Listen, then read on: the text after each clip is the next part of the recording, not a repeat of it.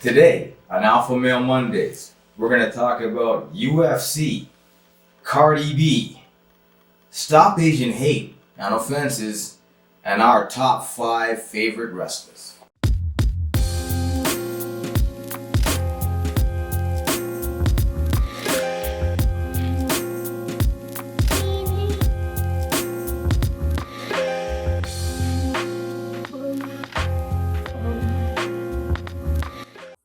Peace, power, and positive vibes. AlphaMail Mondays. You got your host, yours truly, Nafir None, Culture Rich TV in the back here. Say what's up, my brother. What's up, bro? Everything and nothing at the same time. That's how we keep the balance.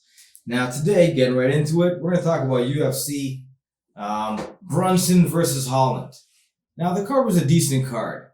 I'm not really going to speak too much about the other fights because the main fight that I wanted to see was the Holland versus Brunson fight. Mainly because Brunson got destroyed by Adesanya and Holland was talking a lot of smack towards Adesanya after Adesanya's latest fight in which he lost to Jan Blachowicz. But Jan Blachowicz, as we discussed before, he's a bigger guy. If he's going to lose to anybody, that's not a big deal. He still has his belt. Now, I thought, myself personally, that Holland was going to win because I seen Brunson get broken before by charisma, style, and high-level striking, which Holland has. However, Holland does not have the experience, and Brunson just bullied that guy for like 5 rounds straight.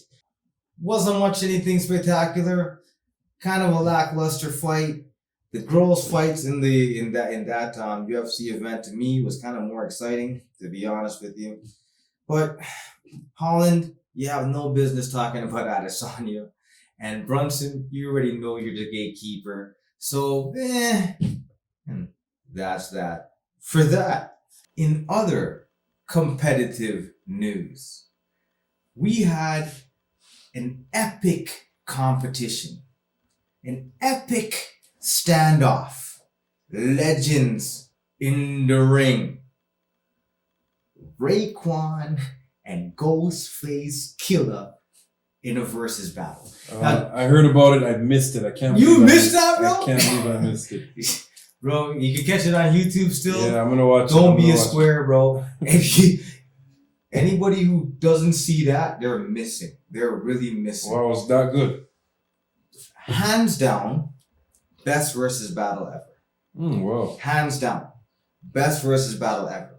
The energy, the vibes, the nostalgia, the legends. You can't get better than that, man. Yeah, I know there's other ones that might have. I would say Beanie Bounty was my favorite one of all time. Beanie Bounty couldn't dot to this. Wow. Beanie Bounty. That's saying a lot because that was the best version. But then again, you're Jamaican and you always have this bias towards your Jamaican stuff. This is true. This is true. And I'm Trini, so I have a bias as well. There's no Trinis in that Raekwon battle, man. Well, anyway, you know us Trinis are doing some serious dancehall music right now as well too. So I'm not gonna ever hate on dancehall. This versus battle, to me, was the top tier. The top tier. Now, the hits that they were dropping stuff that's a little bit underground-ish, grimy-ish, but still songs that everybody knows. And man, I had such a great time, and their energy, because you know Ghostface is kind of like a comedian too, right? Yeah. So this guy would be like, yo, you have another TV to drop on this man's head? I'm dropping TVs on man's heads. And you dropping TVs on man's heads. They're close friends and Wu-Tang, you know what I mean? So they know each other well to play off each other. It was amazing. Yeah. Culture Rich, that thing was amazing. Like, I really enjoyed it. I watched it. I'm going to watch it. There were several times where I'm doing work inside my store here, and I have to stop and just sit and just watch the screen. Wow. And just be like, yeah, this is fun, man. This is fun. I remember we discussed so on a past podcast, we're talking about what Swiss Beats and Timbaland should do with the whole brand. And apparently it's confirmed that they have sold it. I'm not sure to who. But yeah, it's been sold. A lot of people call them sellouts or whatever, but I don't really take that stance because you develop your business if it gets big enough.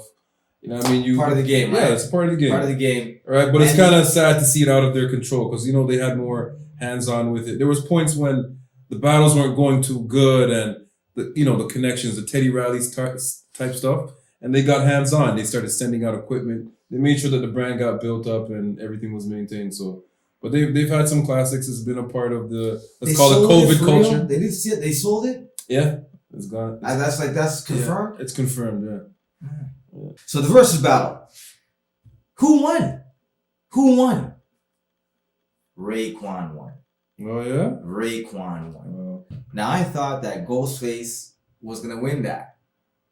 Honestly, his energy, his cadence, but Raekwon slapped him up. I can't.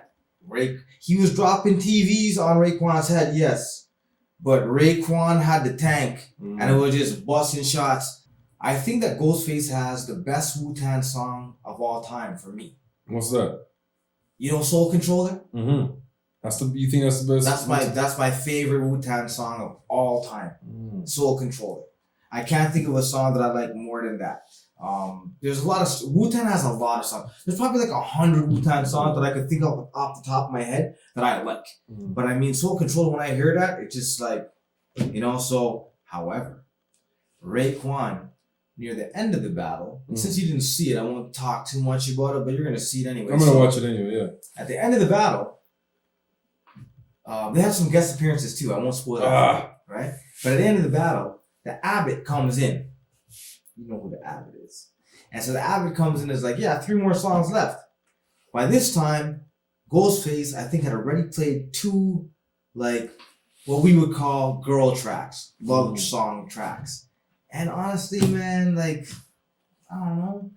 I don't bumped him in my car. But the Raekwon songs that played after and before those songs were slappers. So it's like, so that by that time there, I'm like, hey, Ghost, I know you're playing the pop songs, whatever, but your audience right now is us. It's the gods, bro. So, well, then again, he probably has a lot of girls tuning in too, I guess, eh? Ghostface has some big girl songs, man. But me, I don't listen to them. Yeah, I don't listen. And bro, when I listen now, I'm like, the verses are nice or whatever. But like, to be honest with you, let me show you our vibes. Raekwon had slapper after slapper after slapper, just slapping the place down, continuous slaps.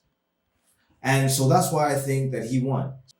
This battle here was epic. I don't think that there can be another Wu-Tang battle that would top this one. I can't really see it because Jizza versus RZA, I don't really see it. Method Man versus RZA, I don't really see it. Like, this was the perfect one. Yo, didn't RZA do one already? Or not yet? He did one with Premier. More production though. Yeah. Who was against Premier? No, I'm not sure, but I think he did. Who else? You have to look that up. I can't remember. But that was a sick battle too. Yeah. But yeah. Raekwon, major props. Ghostface, you still have my favorite song, but in this battle here, if I have to pick a winner, I would say it's Raekwon. But in reality, everybody wins from a battle like that. If you didn't check it out yet, I will. It's on YouTube. Go check it out. It's amazing. It is truly superior. And that's that for that. In other news, there's something that's happening right now, like a phenomenon right now that's occurring right now. And to me, it's a little bit strange because I'm seeing this movement similar to Black Lives Matter, which is Stop Asian Hate. So Black Lives Matter, Stop Asian Hate. 4 syllables, for real. So these guys know what they're doing with their hashtags and they understand the programs that they're sending out to the general public. But now, if memory serves me correctly, when I was a young cat, the first derogatory remarks that I heard about people outside of black people were Asian people. For the assumption to be that, wow, there's racism against Asians, is absurd. We know there's racism against Asians. There's always been racism against Asians. Similar, there's always been racism against black people. Similar to there's always been racism against non-white people, because racism equals white supremacy. So everything other than white is going to be, there's going to be derogatory terms and classifications towards. So what's the hubbub? Why now? All of a sudden now? Because of COVID? Give me a break, man. Give me a break. Like, to me, this is all a big distraction. When you really take it into account, the amount of attention this is getting right now, black community coming out and saying, hey, we need to stop hating the Asian community, and we never hated the Asian community. Generally speaking, I don't find that black people as a race give a crap to hate any other race. Because if you are ultimately, genetically, if you come into the black race, the offspring are going to be black. So it's not really a big deal. The xenophobia doesn't really exist as much within the black community. In the West. Anywhere. Not even in Africa, you would say. Anywhere. Because they know 100% that whoever comes into the black race is leaving black. So this is not a negative. If we're looking at, let's say, a strategic advantage, let's say for war times or for whatever, let's just say, right? Because I don't even think we're looking at it from that perspective. No, I don't think so either. But I'm saying if we were looking at it from that perspective, saying like combat or strategics or who's going to have a larger population, etc., I would say that for us black people, we know that whoever comes in is going to leave black, so no big deal. It's the other groups that might be looking at military or strategic, war type of things, whereas like our numbers are not going to be able to mitigate the damage if we have a conflict with the other side, since the other side has more numbers. And this is clearly seen if you look at genetics and whatnot, like throughout Africa, the birth rate is very high. We don't have to get into the details because we all know what's going on. You don't see that many white squirrels outside, do you? Right? You don't see that many white rabbits outside, right? So we understand that there is a racial thing that goes on. But to be quite frank, there's a documentary. Have you ever seen the documentary Africans in Asia by Eugene Adams? Yes, sir. So if you really know that the initial populations of everywhere look like this, probably darker than this, then you have to understand that we don't really care. But then how come we're not there anymore? Because of removal, because of suppression, because of oppression, because of slavery, because of effery, okay? And so everybody's culpable, even us, because we let it happen. So even us on a level, okay? However, karma is you know what they say. So for me, I'm not going to ever say that the violence towards any group of people is positive or the way to go. I wouldn't say that. No. However, the attention being given to this right now is absurd. It is nowhere near. I don't see it. Okay? I don't see it. And yes, I know what's happening, but guess what? I see my brethren get knocked out regular by authorities. Regular. Okay? There's a story that I could tell you. It's not even 6 degrees of separation.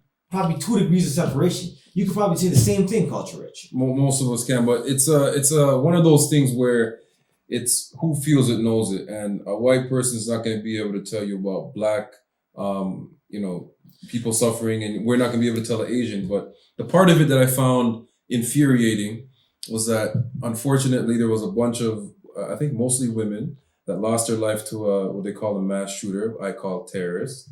They never call these people terrorists. They call them mass shooters or mass shooting. And I know that for the Asian American women, that we wonder, what are the places that are safe for us? After a mass shooting in Atlanta killed 8 people, including 6 Asian women, more than 100 turned out for the Stop Asian Hate Vigil in downtown Detroit. And after the mass shooting and all those people, I think they were mostly Asian women, lost their life. The next day on the news was speaking more about black people helping Asian people, not really highlighting this guy that got. They didn't even put his picture on the news as much as they would have or should have, I would say. So that was just. Culture Rich, let me show you how I'm gonna add to that, okay? Because that was the main sentiment that I felt as well. Mhm. It was attached to that, okay? Now, I've been watching this program for at least 15 years now, the program. And the program is CP24. We have a station, CP24. in 24-hour Canada, news, right? yeah. 24-hour news, and there's always a ticker, okay? And so you'll always see what crimes are being committed.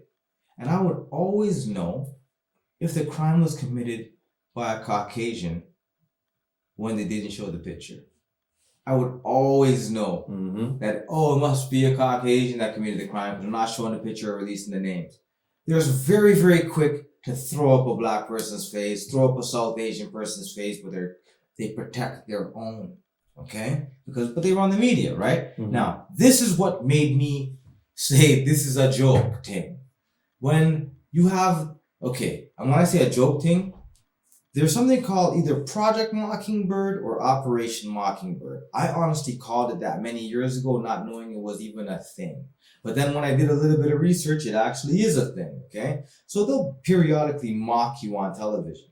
So for the chief of police to come out and say, well, you was having a bad day, Yeah, okay? the guy was having a bad day. You're having a bad day, okay? Meanwhile, and we're going to go a little bit further into this. Black people, the general public, will want to crucify Cardi B and Meg Thee Stallion for a song that they sing. But you see, white media and the pundits and the chief of police and the justice establishment will say, the white murderer, psychopath, piece of shit guy, just having a bad day, not a piece of shit, not a psychopath, not a murderer, just having a bad day. So, that's that for we're very quick to judge our own. And you see, I have a post on Facebook, and I told you I'd be breaking down a few of these during the podcast. Now, the post says something along the lines of, many people are studying coding, but few people stay on code. Mhm. Code versus code breaking. Okay? Now, what I'm saying here is we are very quick to tear down people who look like us whenever we get an opportunity to. With these things, you have to understand who you are and where you are. And I spoke about this last week with Kirk Franklin's son and his Claffy movements. You don't want to expose certain things too far. And now, when we see the system prop up Cardi B and Meg Thee Stallion at the Grammys to show us, here, look, focus your attention on this. You're going to focus your attention and say that these two ladies are Satan incarnate, the scourge of planet Earth, the scum, the lowest of the low. How many TV network stations does Cardi B and Meg Thee Stallion own? How many newspaper publications do they own? How many printing presses do they own? How many conglomerates do they own that have been pushing this bullshit narrative for the last 200 years? And you're gonna blame somebody that was famous for 3 years for the fuckery? And that makes sense to you? That's the math. That's the math we're working with. And then we're gonna wonder why it is so difficult for us to even hold our own together and support our own. And at the same moment that you're tearing down Meg Thee Stallion and Cardi B, you want to say stop Asian hate. And you're doing black hate right now for foolishness, for a song, for something that was scripted, for something that's beyond the control. As I said, many people that have problems with people that are put into positions of influence and power have never been in positions of influence and power. And this is why it's so easy to criticize them. Okay? The individuals that are being put in front of you, they owe. My issue with the Cardi B thing is, like you're saying, the industry's the one that's been pumping and pushing this type of aesthetic with black women. Beyonce's done the same thing. That's what I don't understand. Beyonce's been on stage gyrating. I mean, maybe it wasn't set in a strip club like this one. No. But she's hypersexualized. Many different female artists are hypersexualized throughout the music industry. Listen, that's what the music the industry music is. industry, okay, look. You see what's her name? Miley Cyrus. Miley Cyrus did her part. Britney Spears, like, Christina Aguilera, all Madonna. of the ones, okay? Pink. Madonna's from Time, okay? What about what's that other girl's name who was married to Kurt Cobain?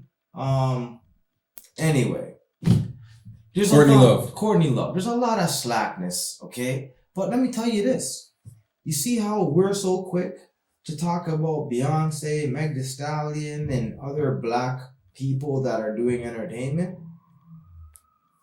In China, going back a little bit to this guy with his sex addiction, right?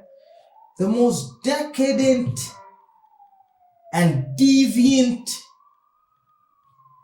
entertainment forms can be found in Asia, in the South Pacific, and Eastern Germany.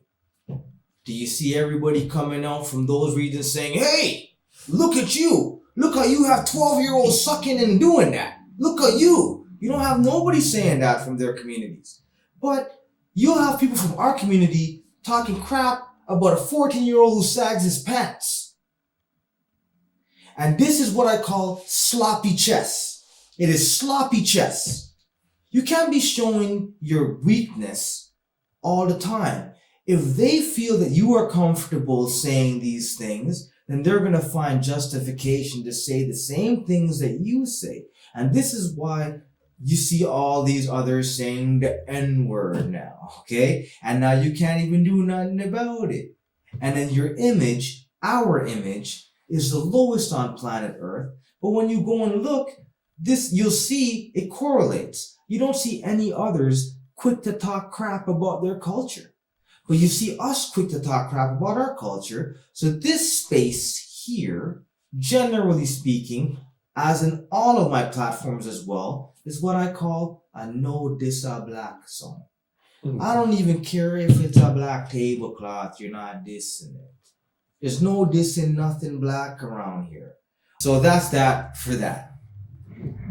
Strangely enough, there's some news I saw with the CDC. I've seen this, man. You seen it? I think, yeah, I've seen it on my feed, so. Because sometimes the truth is stranger than fiction. Yeah, for sure. The CDC, Center of Disease Control, has a memo or some type of a kit or some rules or some guidelines to help you if there happens to be a zombie apocalypse. Zombie apocalypse. Zombie apocalypse. CDC says here's how to protect yourself against a zombie apocalypse. So it doesn't get into this on the site, but they say what they're doing is kind of satire. Quote, quote, it's satire. So it's because people don't really take disaster preparedness serious. So they're phrasing it in a way where it's a bit of satire to make people realize that you should on CDC. This is their explanation of it, because people are like, what are you? What the is CDC is using satire. That's what they said. So okay. That's what they said. An explanation of why you're talking about zombies. Science and satire. Right. Nice, right? That's what they said. Okay. So Project Mockingbird is not a joke. Or Operation Mockingbird. I can't remember. It's not a joke.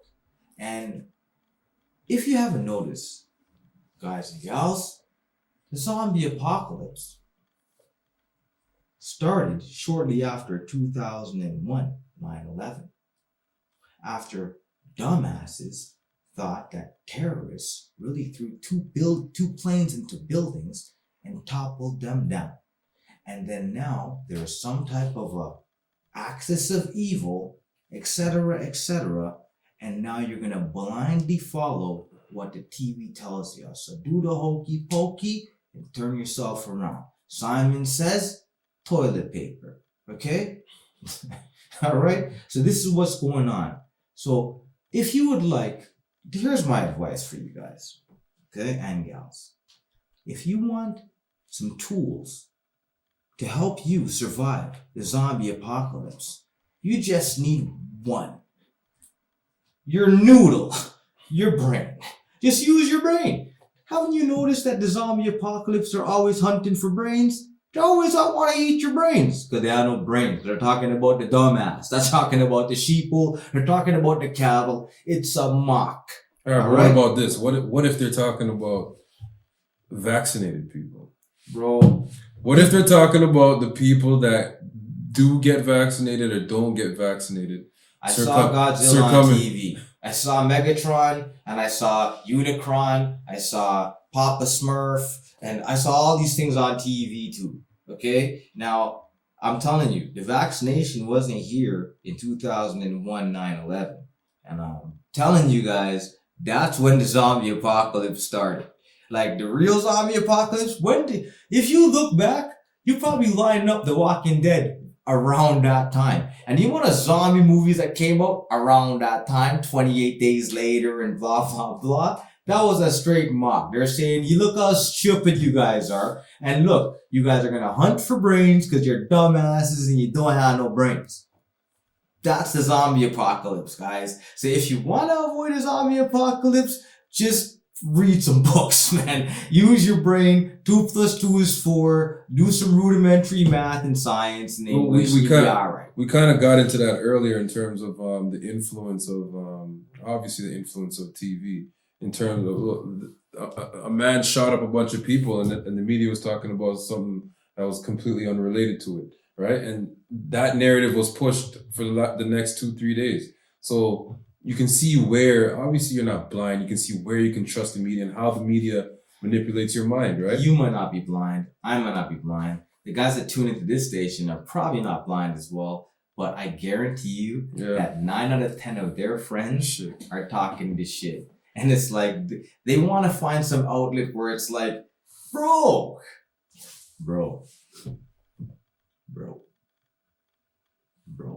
They want to find that outlet. And this is the outlet right here. That's why they come to AlphaMail Mondays. Because it's like, what am I going to do?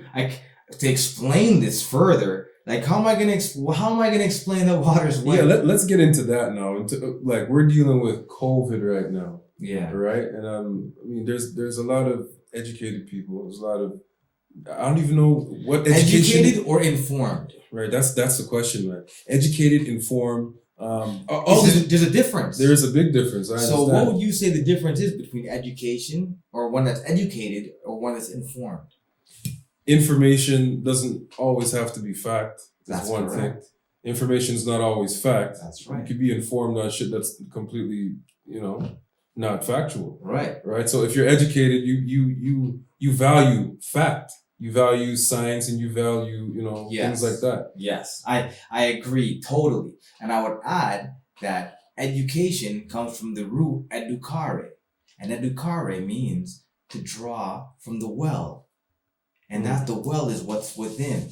So you're taking the information and calibrating it and drawing from your common senses and your experience, etc., and bringing out an educated answer or an educated We have people response. I guess these people haven't been drawing from the well, but they've been to the best schools and they've seemingly educated themselves, but they still themselves buy into some of the narratives. You see, you have to understand, like, cognitive dissonance is a real thing, and compartmentalization is a real thing, and many people, because I've graduated with a lot of guys that are on the top of their fields, okay, and once you get into the top of your field, depending on what that field is, you no longer have time to do the R&D.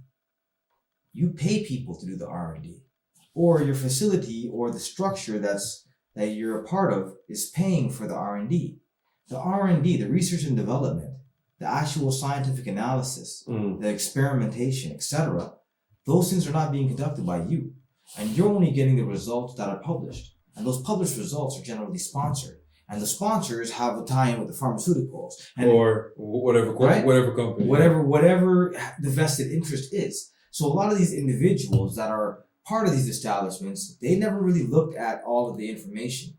They looked at the reporting of the biased institutes that sponsor them, right? So it's like, or that they're sponsored by, right? So I do not think the intention of many of these individuals are negative. Honestly, I don't think the intention is negative. Neither do I. However, they're just not informed. I don't think that I honestly think no, not informed, not educated. Sorry, not educated. Yeah. They're heavily informed, but not educated. Thank you for the correction there. Now, there's a book that I read when I was in high school that we were mandated to read called The Lord of the Flies. You ever read that book? Mm-hmm. So you see in that book, it kind of tries to show you that man is inherently evil. Because they'll go into packs and they'll follow and they'll do whatever and they'll do some wicked things to get things done. Now, I disagree with that part of the premise because I personally think man is inherently good. However, because of that good, there's an innocence there in which I don't think that everybody thinks that people can be this wicked. So they will assume that the person in front of them is not leading them astray. And so this is what I believe the majority of the planet would feel. And so they wouldn't think that the people on television that are educated, that are experts, et cetera, or that are informed, said to be experts, have numbers and letters behind their name, etc., but are sponsored, right? So I don't think that the general public believe that they would just be so callous and just mislead you. However, it's on TV, and I saw King Kong. I saw SpongeBob on TV. I saw Daffy Duck, Mickey Mouse, and all kind of Donald Duck and Scrooge McDuck and all kind of ducking fucking duckins. Okay, on TV. That ties into something that has really, I mean, it's been on my mind. I've been thinking about it. What's that? The influence of technologies, deepfakes, and stuff like deepfake. You know what deepfakes are, right? Bro, we're gonna get into that heavy because I know you didn't have this in mind, but I'm gonna still critique it in the Hollywood Shuffle. Okay. But that's a theme we're gonna deal with because it is definitely a lot of deepfake. There's a lot of deepfakes from long time. Deepfake. From long time. Deepfake is not new. Just like the Asian hate is not new. Just like the black hate and racism is not new. And the green screen been popping. The green screen and the blue screen on the news, like they've been doing that for years. It's just that now that technology is accessible everybody to us, can have it. It's like, we can now we can spot it. We're like, yo, that's not that. Yeah, didn't he mess that up on the edit? Because now we can understand what we're seeing, right? And that's why they release the technology to us after they're done with it. So now they're onto this. I seen a clip of Oprah interviewing Obama. Oprah's interviewing Obama. He's sitting in a green room. She's sitting in a green room. But when they're done splicing that bitch, brother, you think they're sitting here right next to each other, and they're in two different. She's in her, she's in her ranch or whatever, Bro. and he's in wherever he's at. And I mean, so everything you see on that box. Remember the movie Wag the Dog? Oh yeah, I love that movie. Man. That movie is one of my favorite movies. Yeah, man. Great movie. It's one of my favorite movies. It's very underrated. It's one of my favorite movies. You know why? You know why I rate it so high? Because they show you exactly what they're doing. Mm-hmm. And how many stars did they have in that movie? It wasn't just full of stars. Oh yeah. Dustin Hoffman. Yeah. I think Ben Affleck's in it. Was it Ben Affleck? What's the guy's name? Robert De Niro, Andrea Martin. Was Ben Affleck in it? I don't think Ben Affleck. Let me look. There's a bunch of stars. Like, especially at that time. Big stars at the time. Yeah, those are big. The movie names. got 0 ratings. Got crappy ratings. They said it bombed. And when I watched it, I'm like, oh, that's why it bombed. Because you're showing the whole play. So from there, when they're showing you how they could just stage a war and put some green screen or whatever, it's like, and that's that for that. So now we're going to get into a good segment, a segment that we're going to be dealing with quite frequently. It's a top 5 segment. Yeah, our weekly top 5. Top 5. Okay, let's do it. So today, I don't know, we just had this conversation yesterday because we were watching some stuff.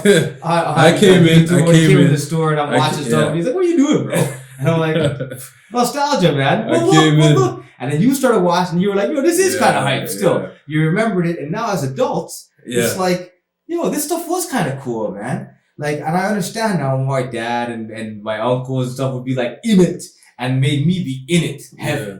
And what we're talking about is the realm of professional wrestling. Yeah. It's always funny they call it. WWE. It's funny to me they call it professional. But it wrestling. is professional wrestling. Well, yeah, man. Amateurs. I grew up watching WWF. WWF. after And the it became time. WWE. Yeah, that's right? how old I am. So And WCW. WCW. Those are the only two I really watched, but there was a lot of. ECW, I think, or something like that. Yeah, I or- wasn't. There was a few other ECW, ones. yeah. I think Rob Van Dam came out of that one, and then Yeah. he kind of. But so top 5 Top 5. favorite wrestlers. Now I got a bunch here. We're gonna go 5 down, as we'll do each week with each topic. Tony Atlas. Mm. Tony Atlas. Tony Atlas is there at the bottom only because I'm not as familiar with him as I would have liked to be. I just remember him. I remember him as a young guy, seeing this guy's physique, and I'm like, yo, this guy's strong. Who is this guy? And his name was Tony Atlas. And I did like Greek mythology, and he was a dub out man. And so he is a figure that I remember very well. I remember him on Piper's Spitted Time, and he told Roddy Piper something about how he wears a dress like his wife and smells like his wife. And basically, bro, I fuck you every night. You know what I mean? So that to me, I enjoyed that. And he was also tag team partners. They were the tag team champions for a while with The Rock's father, Rocky Johnson. Okay. Right? So he's also a guy that's up there, but I wouldn't say that he's in my top 5, just because I'm not familiar enough with him, and I'd just be doing a cap if I said that he was. But I do remember Tony Atlas very well, and well, I remember him enough that he stands out in my mind. I can't remember that many of his matches, but I would say that he's probably maybe a number 5, maybe. I'm gonna go. My number 5 is Ultimate Warrior. Ultimate Warrior. I'm coming up, 90s. I'm late 80s, 90s. He's on my list. He's on my list. So he's my number on my 5. list. Ultimate Warrior came with the energy. His wrestling wasn't always the best. But Wasn't always the best. His wrestling sucked. Right, so Ultimate Warrior, because man, the energy he came with, the look, the physique. The look, the you know what I mean? physique, yes. And But his unfortunately, wrestling sucked. he wasn't the greatest wrestler, but his brand, his character was nice. Yeah, his brand was amazing. Brand was nice. R.I.P. Ultimate Warrior. R.I.P. But I heard a lot of guys didn't like it. Yeah. Now, Ultimate Warrior's on my list too. Who's your number 4? Roddy Piper. I personally think that he's like one of my favorite characters in WWF. He was just an ass. He was an ass, and he sold it well, and he never lost to Hulk Hogan, which is a very interesting stat because he was the direct rival of Hulk Hogan, and he never agreed to lose to Hulk Hogan. Maybe it was a disqualification or something like that. I can't remember, but I remember that as being a stat, but he never lost to the Hulk. So, I enjoyed. His wrestling was good. He was a good wrestler. His wrestling was decent. Yeah. But okay, his moves were decent, but his antics were tops. I remember there was a match. I won't say who it is he's in the match with, but he has the guy by his hair. The other guy had to perfect this well too, but the guy dragged the guy by his hair all around the ring, bro. I was laughing my head off. I watched it again recently, and I was laughing my head off again.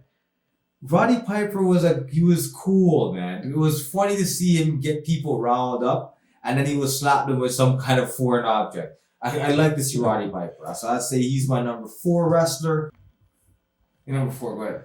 All right, so my number 4, I'm gonna go a real wrestler. I'm going Kurt Angle, Mr. Olympic wrestler turned to WWE or WWF. I'd say superstar, man. His character just made me laugh. Every week, the kissing Mr. McMahon's ass and drink your milk and, you know what I mean? Great wrestler. Try to name a wrestler better than Kurt Angle. He's a real wrestler, man. You can sell it. As a real wrestler, Kurt Angle might be the best one. Right. Brock Lesnar might be up there too, as a real wrestler, All-State, Olympian, that kind of stuff. What do you think about his professional wrestling? He was For good. some reason, I just never liked Kurt Angle. I love Kurt Angle, man. And I can't say that is because I'm familiar with him enough to say he sucked. I think that I started tuning out of wrestling by the time he became famous. Okay. And because it was like, I knew that wrestling was scripted, I kind of dismissed him. And I dismissed it at the time. So I can't really speak for Kurt Angle, but I do know that he is definitely one of the best. I do know that. For Like, sure. because when, like, he's spoken about in such high regard, he is an Olympian gold medalist, no? Was Gold it medalist, yeah. He won a gold so medal. like, Gold medal. He never what took you- that medal off. what are you gonna say? That too. You know what I mean? So And his character was funny, man. He was the, you know what I mean, Mr., you know, drink your milk and do your push-ups and just I thought he was on a Hulk Hogan vibes? No. He's more like a nerd, you know what I mean? Kissing up to Mr. McMahon. Oh man, that shit used to kill me, man. And everybody hated him. He's the most hated man in WWE. Was he? Oh yeah. Was he really? For his time. Okay, for his time. Yeah. For his time. So number 3, I guess, right? Would be another Kurt. Kurt Hennig. Mr. Perfect. Wow. That's my number Mr. 3 too, bro. Perfect. That's my number 3, bro. Yo, Mr. Perfect. He's the guy. He's the guy, man. Like, that guy sold it so perfectly. And the way he would just spit his gum out, his rag, throw it in the back, Bobby the Brain Heenan catch it in his back. Like, everything was perfect. It was perfect. Yeah. The perfect plex. Like, this guy was, Plex. the guy was a sick wrestler. That, like, when you look back now and you see who was able to sell the fights the best, I think he was one of them. Yeah. I think that Kurt Hennig, Mr. Perfect, was one of the best ever. Now, remember, that's when I was younger and I used to watch wrestling heavy. And then now, you know, as a little bit older, have kids and stuff, I watch wrestling here on the store when I'm doing stuff. I don't want to have anything too mindful. Something that I could just, like, you know, have in the background. And I'll see little glimpses. And every time I watch it, I'm like, this guy's a genius. This guy's a genius. His whole flex was his character was amazing, man. His character was one of the best characters, I think, in the WWE. I don't know who came up with that one. Like, that one. I know he came up with that. I don't care what they say. He came up with that. They got writers, He bro. came up with that. Sure, one of the writers. Yes, they have came up with it. writers. But I'm telling you, because of his wrestling abilities was so perfect, that's what they probably said. You're Mr. Perfect. Mr. Perfect. And he just ran with that. You know what I mean? I really enjoyed Mr. It's funny, we both got But since Kurt that, Hennig number 3. Yeah, for real, real shit. Trust me, this is not scripted. You know what I mean? So, like, you said top 5, I said top 5, and what has come. Yeah. And I have more than top 5. We're gonna get into a couple of other honorable mentions as well. But like, that's my number 3. So that's your number 3. That's So my what would you number say 3. is? Why would you say he's your number 3, other than what I said already? I would agree with everything you just said. His wrestling, the character is what really brought me in, because, well, when I was younger, I didn't know everything was fake. But as you get older, you realize. So you start to focus more on perfect, anything he did, man. Bro. Takes a shot. Remember that shit? That was the baddest. Like his little Anything he did, bro. little commercials. Any little thing he did. Golf, hole in one. Hole in one. Everything. That was wicked. So now we're at number 2 already, eh? Wow. What you got, boy? Macho Man Randy Savage. Macho Man. What? Ooh yeah. All right. Okay, Macho. Macho Man, bro. Yeah. Like, yo, that guy, his persona was one of the best. Like, one of the best, for real. I can't go around Macho. That guy's high level. Like, and even when I see him in interviews, it's like he doesn't break character. That guy was really the Macho Man. So much so that, Elizabeth, get in the corner. Lock you in the locker room. He's like DMX. DMX is just like that. You know? Yeah. DMX ain't acting, bro. Like, that's DMX. That's Macho Man. Macho Man Randy Savage.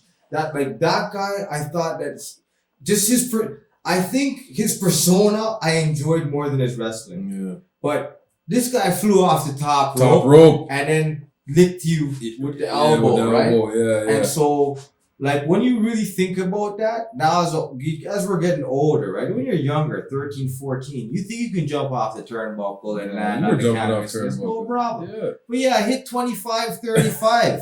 And say, yeah, you want to drop your 200 pounds on another 200 pounds. Yeah. And it's 250 pounds, 300 pounds dropping on 300 pounds. Right? So it's like, this is some athleticism. Yeah. So, Macho Man, you get my number 2 spot. Number 2 spot. It's close, but number 2 spot. All right. So number few, I'm gonna go with. This was tough for me. I didn't know who to pick between my 1 and 2 because they're so close, and I love them both. But I'm going Stone Cold at number 2. Oh, Stone Cold. Stone Cold. There's not much you have to say about Stone Cold. I hated that guy. What? I hated that How did you guy. hate Stone Cold? I didn't like him, man. Like prime Stone Cold, WWE Stone like Cold? him. I Not didn't like him. WCW Stone Cold. I didn't like him. Wow. I'm surprised. Wow. Stone Cold, I think, probably one of the top 3-4 most legendary fighters. Easily. He's had some great fights. He's not a bad fighter that's as well. probably why I didn't like him. It's one of those things where, you know, like how it's like you're hated or you're loved, but you're still top. Yeah. You can't talk wrestling and not talk Stone Cold Steve Austin. I didn't like him, and he ain't in my top 5. But go ahead. Tell me why Stone Cold is the fights with Mankind, legendary. You know what I mean? The fight with him and The Rock was okay. It wasn't really the greatest fight, but such theater. You know what I mean? So much energy around it and all that. Stone Cold, his whole thing with Vince McMahon, you know, that was prime for me. That was the height of my love of wrestling. For real. Like Stone Cold, and that era of wrestling. That was it, man. So. The heights of my wrestling, I would say, was when they had the cartoon. Do you remember when they had the WWF cartoon? I don't remember that. Yeah, so that's like dating myself. I know I look young as a shea butter, okay? But yeah, that's when I was like into wrestling heavy. When they had the cartoon.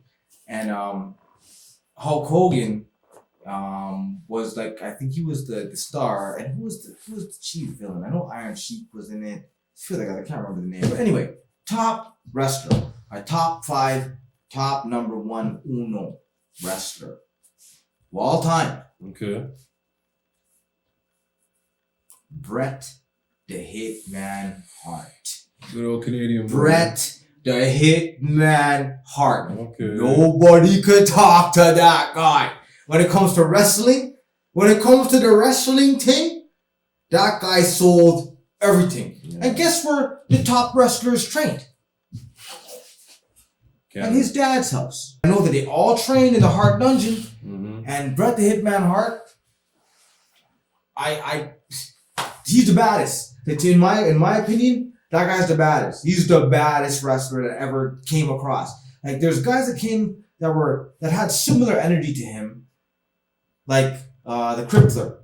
You know what I mean? The Canadian Crippler, right? But I still, because the way he sold it. But I'm saying that Bret Hart, every lash looked like it was a real lash. Yeah, he was a good wrestler. Like, he was the best. To me, he was the best. Like, Bret the Hitman Hart, you get top honors. There's a few other guys we'll talk about here, but Bret Hart, you are number 1 on Nafir Nun's list. Okay, my number 1, and it's going to really parallel to yours in a way, but my number 1 is The Rock. He's up there. Right? The Rock. My number 1 is The Rock. Yes. The Rock to me has to be like, I know The Rock has gone on to do so much, Dwayne Johnson or whatever, gone on to do so much more than just wrestling. But like I said, the heights of my love of wrestling was the Stone Cold and The Rock era. And The Rock had the charisma, he had the mic skills. Now his wrestling, he's not the greatest of wrestling. But he never made a mistake on the mic. Not on the mic. He never made a mistake on the mic. When he was on, he was on. But The Rock's mic skills are the best. The guy who had the best mic skills before The Rock was who? Oh, probably Ric Flair. Hulk Hogan. Oh, okay. Hulk Hogan. Ric Flair is right after Hulk Hogan. Yeah, Ric Flair is right after Hulk Hogan. buddy. Ric Flair's right here. Ric Flair's right here. Like I have Ric Flair right here. I have The Rock right here. It's funny like, we don't have Hulk on our list. Because fuck Hulk. Oh shit. Because Hulk was on some nigger this, nigger that, right? Oh yeah, that's right. Eat cock sandwiches, my friend. Like, you'll never get on my list. I know who you are, and I know you're Vec, your daughter takes BBC. All right, bro. But anyway, what do you mean? She watches the BBC. Okay. The British Broadcasting Network. All That's right. what we're talking about. All right, bro. She what? She doesn't watch English TV? She I don't doesn't know watch what British things? I don't know what she takes or watches. I do. Anyway, so now, honorable mentions for me. You see Ric Flair? Oh. Ric Flair is up there. Up I think there, Ric man. Flair is like, personally, I like Ric Flair more than Hulk Hogan. I like Ric Flair's personality more than I like Roddy Piper's. But Roddy Piper, he's just like a staple for me. But Ric Flair, that guy's personality was like That's a mic operator, bro. he's Ric Flair. Yeah, he's and Ric he Flair. had all the flair. Yeah, He's the flair. nature boy. So the nature boy. One more guy, and we'll wrap it up. Jake the Snake Roberts, honorable mention. Your DDT was a real thing. Enough man tried it on the playground. Enough man got in trouble and sent to the office. So that's that for that. So now we're gonna do a little segment. This is just some, I guess, not a rant, I guess, but a perspective. Now, there's many things that people are trying to do in their life to try to get ahead, try to get forward. There are creative people. There are people that are working their jobs, trying to get a promotion, trying to achieve. And when you're doing this, some things will seem to like happen really smoothly and easily. You're just climbing up the hill, no problems, no problems, no problems, no problems. Then problem. Now, a lot of the times, that problem is there to see if you really deserve the destiny. See if you're really if you have that perseverance, if you really deserve it, if you're worthy. Because a lot of these obstacles, they're just there for you to jump over them, or go through them, or go under them, or go around them. Okay? And you can do it. But many times, they're going to be put right in front of you at crucial times. And it's on you to not give up. And it's on you to persevere and push through and have the resilience, have the belly. Because that objective, that thing that needs to be done, is something that only you can do. And that's why things will jump up in front of you. I call it Satan. That's the only Satan I really believe in. Like, I don't really believe that there's a guy with horns that are, on pitchfork and turning people over hot coals in a dark place down underneath the earth. I don't really believe in that stuff. But I do believe, you'll even see sometimes when you're having a conversation and you're about to say something that's very crucial, and then all of a sudden your phone rings, or their phone rings, or somebody calls you, or something, and it could be somebody very close to you. It could be but that's the distraction there. Because this thing here that's going on is pertinent to right now. And there is only now. So I'm saying this to say this. Right now is a very weird time. This is what they call COVID times. Okay? And all you really have to do to stop the madness is to stop listening to the madness. Is to go back and do what you would normally do. That's all you have to do. But in the meantime, while they have you bombarded with fear, bombarded with lights and cameras in action, and now there's Asian hate, and now there's a March, and now there's an April, and now there's a May. And now there's your life. And now it's over. And what did you do? Except worry. And put all of your eggs into their basket. So the thing that I'm trying to get across to you right now is there's many distractions that are put in front of us. There's TV shows. There's a lot of news right now, especially. And there's a lot of fear being pushed in our face for us to digest. But if you let that occupy your mind, and if you let that occupy your being, you forget to live. And that now is how you'll be manipulated, and your energy will feed another source other than your own and your family's own. So we have to be very careful to not pay too much attention to the distractions. Yes, they're there. Yes, I see a pretty lady and I look. Yes, distraction. Yes.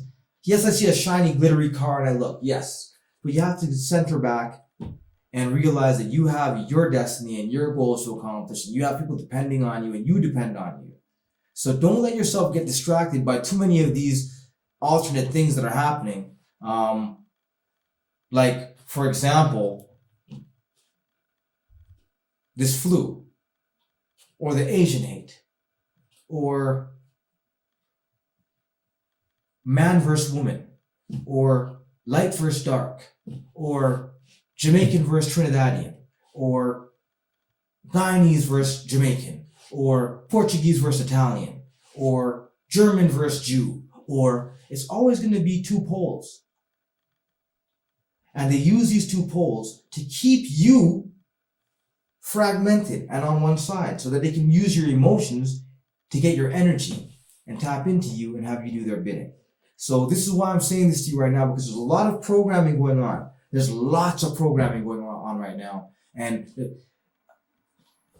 we'll get into this in the Hollywood Shuffle, but this is not the age of technology.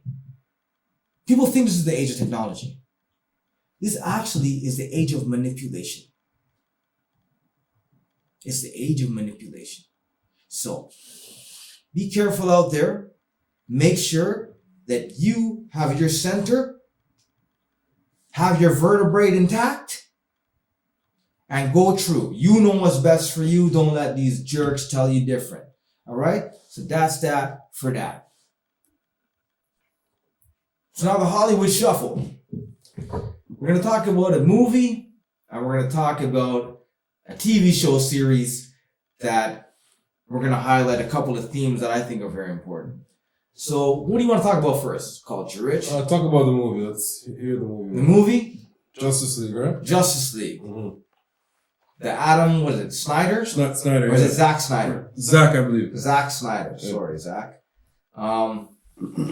Now, there was a reason that he didn't do the original, right? He had a family emergency. And Did his daughter pass or something like that? Yeah, something Now, my condolences. Mm-hmm. That must have been extremely excruciating. I can never imagine that. I would never want to even feel that or imagine that for anybody. So that's tragic in itself. So he came back, and I think they just made him reshoot, right? They reshot some scenes apparently and whatnot. Or they made him do it up to the point where he was at and said, okay, what would you have done? Continue it the way you would have done it, right? And you weren't a big fan of the original. The original was garbage. Oh, wow. The original Justice League was garbage. Garbage. The CGI was even garbage in the original one. Mm-hmm. Garbage. Now, apparently I heard that for the original one, they hired the guy that did a Marvel movie to finish it. Mm. That's probably why it was shit. Because the Marvel guy's like, I'm gonna fuck this thing up. Because it was not good. This one here is 4 hours and 2 minutes 4 long. hours, man. Okay? And let me tell you guys, I think I enjoyed the whole 4 hours. That's not normal or typical for me. Now, granted, I did not watch it all 4 hours in one sitting. I was busy doing stuff, I run a store and whatnot. And so there would be periods when I could watch it and periods when I had to just let it run in the background and rewind it and whatever, right? And then so the following day I ended up watching the pieces that I didn't watch at home. And I have to say, I think I thoroughly enjoyed it. Mm. I think that the movie was very well done. I can't remember a DC movie that I enjoyed other than Batman. Like Batman, the first one. Oh, yeah. With Michael Keaton. Michael Keaton. The first two of Michael Keaton I love. The first one I loved. Yeah. The second one I thought was good too, but the first one I loved that. With the Prince soundtrack and stuff, that was wicked. Mm-hmm. And Jack Nicholson playing the Joker, amazing. Yeah, amazing. But Then after that, I believe the Christian Bale ones. You see when George Clooney played Batman? I didn't even watch that stuff. You see when Christian Bale came in, I think Dark Knight and what was the other one called? Batman Begins or something. Batman Begins. Yeah. I thought those were very good. Yeah. Every other DC movie was garbage.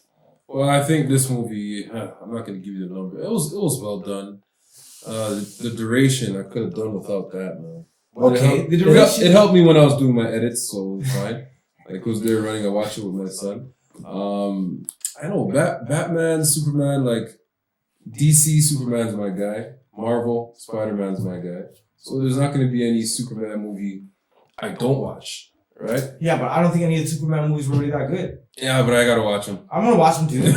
I'm a comic book guy. I'm gonna watch them. Yeah. But like, I'm still gonna say if it's good or not. Good. I watched Wonder Woman 2. When I watched that, I didn't enjoy it. I was like, meh. The CGI in this one was good though. A lot of those It fight was scenes. really Yeah, good. the CGI, Wonder Woman's action scenes were amazing. Bro, She was sick. when I seen the first Wonder Woman scene, I was like, Yeah, wow. oh, I guess I'll watch this. Yeah, man. Like at first, I was like, oh, this scene again. Yeah. And then I seen pure blood splattering Yeah, when man she were was licking good, walls, and I'm like, oh, you're murdering people. Let me continue. So I thought it was very, very well done. Slider, you get some props, man. You get a lot of props for this. The only thing that I could say is this: if we're gonna compare it to Marvel, because that one would have to be compared to Infinity Wars, right? Yeah, So, yeah. So now Infinity Wars was 2 parts. They wouldn't have been able to do this Justice League. Sorry. They would not have been able to do this Justice League in 2 parts. If they'd cut it in the middle, you'd have been like, this is garbage. They had to have the 4 hours for this, which says something. Which says that either your ability to tell stories is not as good or something, because you could have been able to condense that into a shorter amount of time, I guess, but I don't make movies. Maybe the nature of what happened to the director kind of, Who knows? And I don't make movies. And I enjoyed it. So for me to criticize it too much, it's like, I can't go there. I can't go that far into it because that's not my expertise or my area of expertise. So what would you give it out of 10? Gets a 7.5, 8. I would say that it gets, let's say, like, something like this. You get mostly mighty oaks. Mostly mighty oaks. Not fully mighty oaks, but you're not mediocres at all. You get a this. I'm giving it a 7. Yeah. Solid movie. Great fight scenes. They really did a good job. I thought the fight scenes were pretty good, man. CGI on Yeah. that. So storyline was. It was And they have Superman as a bad man in the Superman is crazy in this. Bad man in the thing. Yeah. So and then they kind of replicated the storyline of the fusion of the rings and then the fusion of the 3 boxes and Right. It was the same Yes, kind yes, of similar idea. So you kind of lose ratings for that, but great movie. Good movie. Yeah. Okay, cool. So that's that for that. Next item that we're going to critique in the Hollywood Shuffle is a show. This show, I personally think, is one of the best shows on TV right now. Yeah, I haven't seen this. You told me about this. Yeah. American Gods. American Gods is a high level. It's real high level. And they did something that upset me.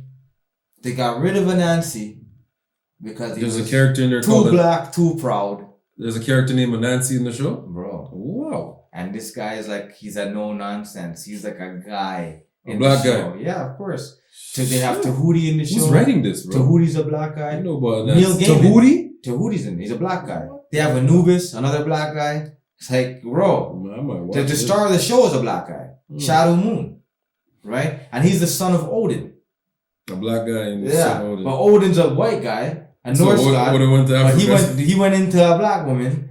And there's things where it's like there's some type of connection with him and Bilquis, who's the goddess of love, emotion, reproduction, fertility. Right? So it's like And what does this come on? I guess if you on have Stars, I think. Stars? Okay. Yeah. So like that show there is so heavy. And so I was kind of like disappointed because season 1 they had Anansi and he was a bad man in there. The whole show was wicked.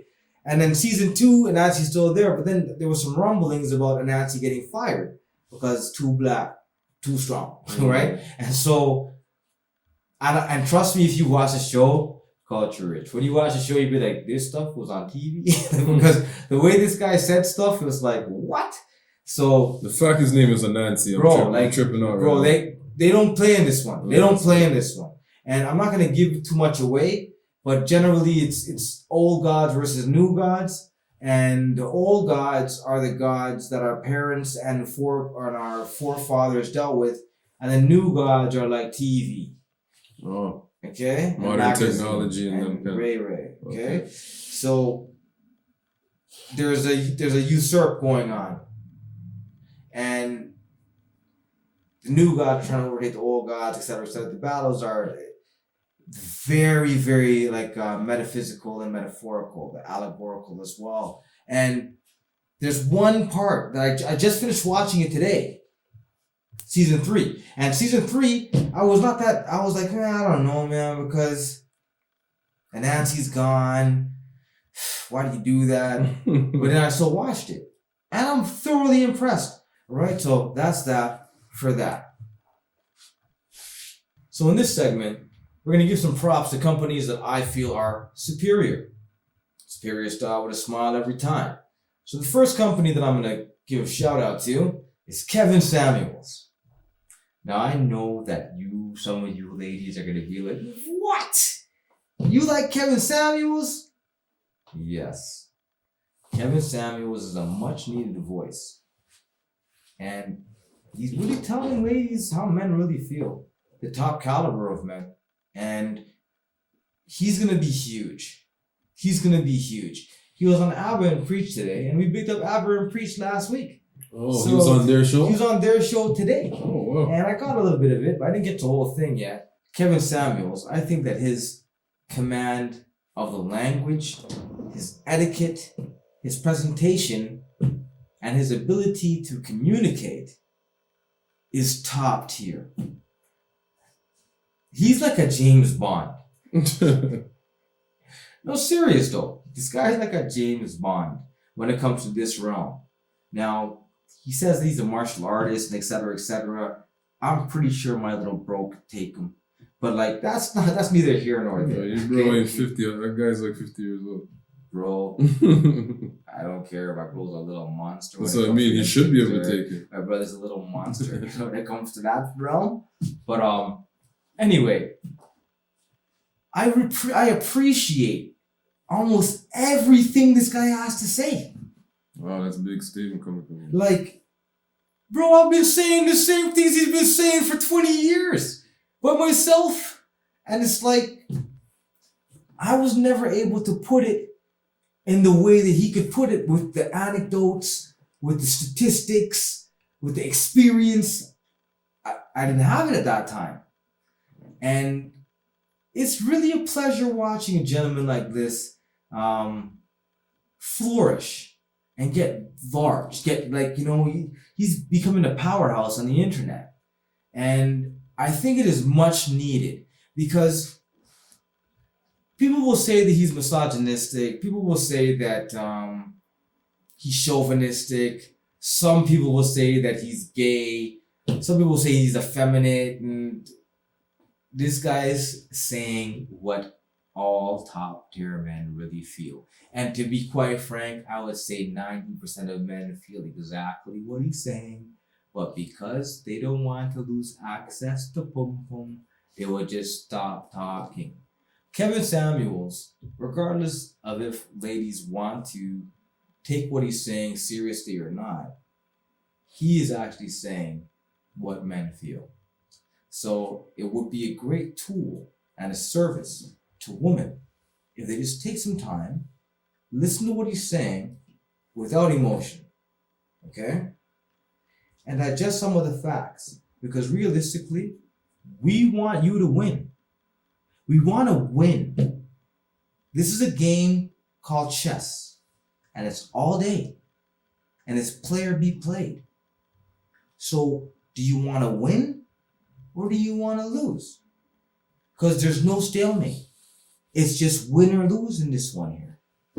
So I would hope that by this time, because realistically, 3/4 of Black women are not getting married or being in sustained relationships or long-term relationships.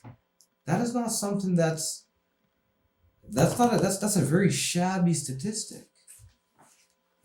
So if we want to increase that number, we're going to have to figure out some solutions. And while I might not have all the solutions, and I'm sure that Kevin doesn't have all the solutions, it is clear that you don't have the solutions, or the general public doesn't have the solutions, and Oprah doesn't have the solutions, and Judge Judy doesn't have the solutions. So we have to figure something out. And from what I can tell you, from what I've listened to, you see, I've listened to other stuff like Red Pill and certain other things, and I don't really rock with them as hard because they're saying certain things, but certain things I don't agree with. Certain things, not everything, but certain things. I find that what Kevin Samuels is saying can be directly applied by individuals who are looking to solve certain problems within the relationship realm. So that's that for that. This concludes another episode of Alpha Male Mondays. We'll be back again next week. Make sure you like, subscribe, click the bell icon, and share it with your friends. If you do disagree with some things that I say, you can always comment below. We are not afraid to touch any subjects. And with that, peace, power, positive vibes, superior style with a smile every single time.